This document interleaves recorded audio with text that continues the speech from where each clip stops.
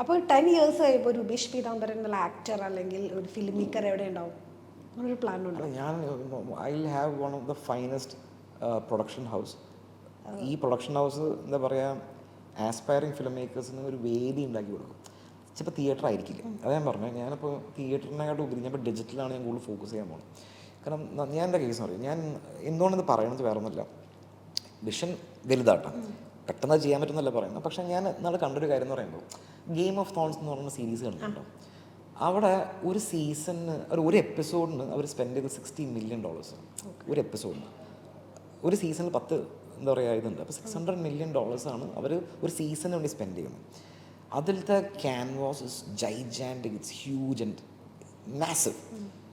അപ്പോൾ അത് cinematic experience എന്ന് പറഞ്ഞാൽ തിയേറ്ററിൽ അവർ കാണിച്ചിട്ടില്ല. നമ്മൾ ആ ഗെയിം ഓഫ് തോൺസ് ലാപ്ടോപ്പിലും ടി വിയിലും മൊബൈലിലാണ് നമ്മൾ കണ്ടിട്ടുള്ളത്.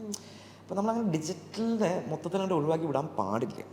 തിയേറ്ററിക്കൽ സിനിമകൾ വരണം. ഇപ്പം ഫെസ്റ്റിവൽ സമയത്ത് നമ്മളിപ്പോൾ സൂപ്പർ സ്റ്റാർസിൻ്റെ പടങ്ങൾ തിയേറ്ററിൽ പോയിട്ട് ആഘോഷിക്കുന്ന പോലെ അതും വേണം, വേണമെന്നല്ല ഞാൻ പറഞ്ഞത്.